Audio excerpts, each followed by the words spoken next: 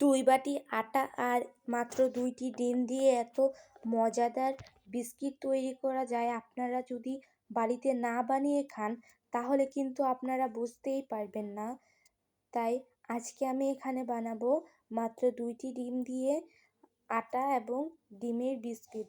বিস্কুটগুলো কিন্তু খেতে আসলে অনেক টেস্ট হয়েছে, অনেকটাই মজা লেগেছে। আসসালামু আলাইকুম, গরিবের রান্নাঘরে আপনাদের সবাইকে স্বাগতম। কথা না বাড়িয়ে শুরু করছি আজকের আমাদের এই ভিডিওটি। তার প্রথমে আমি এখানে নিয়ে নিয়েছি একটি বাটির ভিতর 2টি ডিম ভেঙে নিয়ে নিয়েছি। তারপর এখানে আমি চিনি দিয়ে দিব। এখানে আমি 1 কাপ পরিমাণ চিনি দিয়েছি। দিয়ে তারপর এখন কিছুটা পরিমাণ আমি 1 কাপের 4 ভাগের 1 ভাগ লবণ দিয়েছি। দিয়ে একটি কাঁটা চামচ দিয়ে আমি কিন্তু ভালোভাবে মিক্স করে নিব, কারণ কাঁটা চামচটা দিয়ে করলে বেশি ভালো হয়। আপনারা চাইলে হ্যান্ড উইচ দিয়েও করে নিতে পারেন, কিন্তু আমি এখানে কাঁটা চামচ দিয়েই করব। আর চাইলে বিটার মেশিন দিয়েও করতে পারেন, কিন্তু বিটার মেশিন দিলে একটু প্রবলেম হতে পারে, কারণ বিটার মেশিন দিলে বেশি ঘন হয়ে যাবে। তাই আমরা বিটার মেশিন ছাড়াই আজকে তৈরি করব।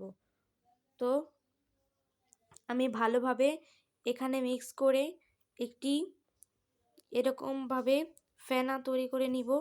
তৈরি করে এখন এখানে আমি 1 বাটি পরিমাণের মতো আটা দিয়ে দিয়েছি।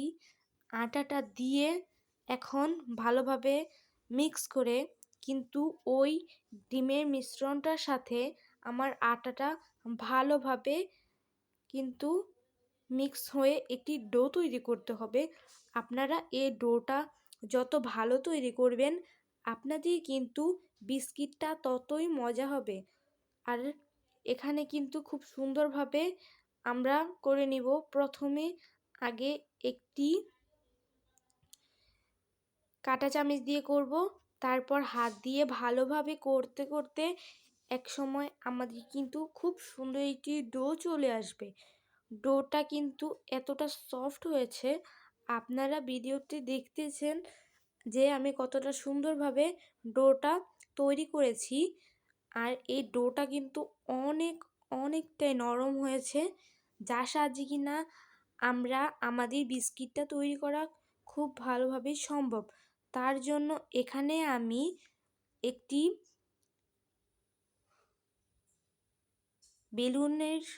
বেলুনের ভিতর আটা দিয়ে রুটির মতো করে বেলে নিব।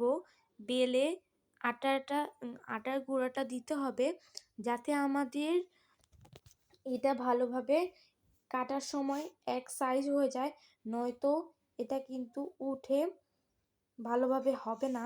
তাই আমি এটাকে কিন্তু ভালোভাবে এক সাইজ অনুযায়ী কিন্তু গোল করে খুব সুন্দর শেপে আমি ভালোভাবে একটি রুটি তৈরি করে নিব। আপনারা কম বেশি অনেকেই রুটিটা তৈরি করতে পারেন। তারপর আমি এখানে কিন্তু প্রথমে লম্বা শেপ করে নিয়েছি পুরো রুটিটাকেই করে। তারপর এখন আমি ভালোভাবে সবগুলোকে কিন্তু একা বেঁকা তেরা করে ভালোভাবে খুব সুন্দর করে আমি একটি বিস্কিটের শেপ দিয়ে দিয়েছি। আপনারা চাইলে যে কোনো শেপ দিতে পারেন, আপনারা আপনাদের পছন্দ অনুযায়ী। তারপর আমি একটি কিছুর ভিতর এগুলো সবগুলো রেখে দিব। রেখে এখন আমি আস্তে আস্তে আমাদের যতগুলো ডো আছে সবগুলো ডোকে কিন্তু একসাথে করে নিব। একসাথে রুটিগুলো বেলে বিস্কিটগুলো তৈরি করে নিব। এই যে আমাদের কিন্তু এখানে বিস্কিটগুলো তৈরি করা শেষ। তারপর আমাদের কিন্তু কাজ অনেকটাই শেষ হয়ে গিয়েছে। তারপর এখন আমরা এগুলোকে কিন্তু ভেজে নিব। কোনো রোদেও শুকাতে হবে না, কোনো কিছুই লাগবে না, কোনো ঝামেলা ছাড়াই। শুধু লাগবে 2টি ডিম, 1 কাপ কিংবা 2 কাপ আটা। তারপরে একটি প্যানের ভিতর আমি কিছুটা পরিমাণ তেল দিয়ে দিয়েছি, সয়াবিন তেল, যেটা রান্নার তেল। তারপর দিয়ে এখন গরম হতে দিয়ে দিয়েছি। দিয়ে তারপরে এখানে আমি একটি একটি করে সবগুলো বিস্কিট কিন্তু ভাজার জন্য দিয়ে দিয়েছি। এখানে কিন্তু আমাদের বিস্কিটটা ভালোভাবে ফুলে উঠতেছে। যেহেতু আমরা ডিম দিয়েছি, তাই ডিমটা কিন্তু ভালোভাবে আটার সাথে ধরে আর এটা কিন্তু খুব সুন্দরভাবে একটি বিস্কিট তৈরি হবে, যার সাহায্যে কিন্তু আমরা অনেক মজাদার একটি বিস্কিট তৈরি করতে পারবো। তারপর আমি একটু নাড়াচাড়া করে নিব। নাড়াচাড়া করে একটি স্ট্রেনার দিয়ে হালকা পাতলা উল্টিয়ে দিব। উল্টে তারপর আমাদের কিন্তু এখন অপেক্ষা করতে হবে আমাদের বিস্কিটটা কেমন হয়, কিরকম হয়।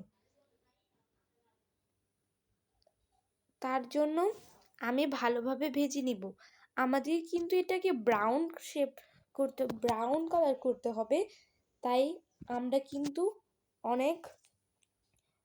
আমরা চুলার জালটাকে কিন্তু অনেক ডিম মাঝারি সাইজে রাখলেই হয়ে যাবে। আর এখন কিন্তু আমাদের এখানে কিন্তু এটা ভাজা হয়ে গিয়েছে বিস্কিটটা। তারপরে আমি এগুলোকে তুলে আবারও করে ভেজে নিব। ভেজে একটি একটি করে সবগুলোকে ভালোভাবে ভেজে নিতে হবে। আমাদের প্রত্যেকটা বিস্কিট খুব সুন্দরভাবে ব্রাউন কালার করে আমাদের নিতে হবে। নিয়ে তারপর কিন্তু আমাদের এখানে সবগুলো বিস্কিটই ভাজা শেষ হয়ে গিয়েছে। তারপর এখন কিন্তু পরিবেশন করার পালা। কিন্তু আমাদের এই বিস্কিটগুলো কিন্তু অনেকটাই সুন্দর হয়েছে। আপনারা চাইলে চা দিয়েও খেতে পারেন, এমনি চা ছাড়াও খেতে পারেন। আপনারা আপনাদের মন মতো খেতে পারেন। কোনো মেহমান আসলেও কিন্তু আপনারা বানিয়ে খেতে পারেন এই বিস্কুটটি। তারপর এখন আপনারা এই বিস্কিটটি কিন্তু বাচ্চাদের কিন্তু খুবই পছন্দ হবে যদি আপনারা বাড়িতে বানিয়ে খাওয়ান তাদেরকে। তো শেষ একটাই কথাই বলবো, আপনারা অবশ্যই ট্রাই করবেন এত সহজ একটি রেসিপি দেওয়ার জন্য।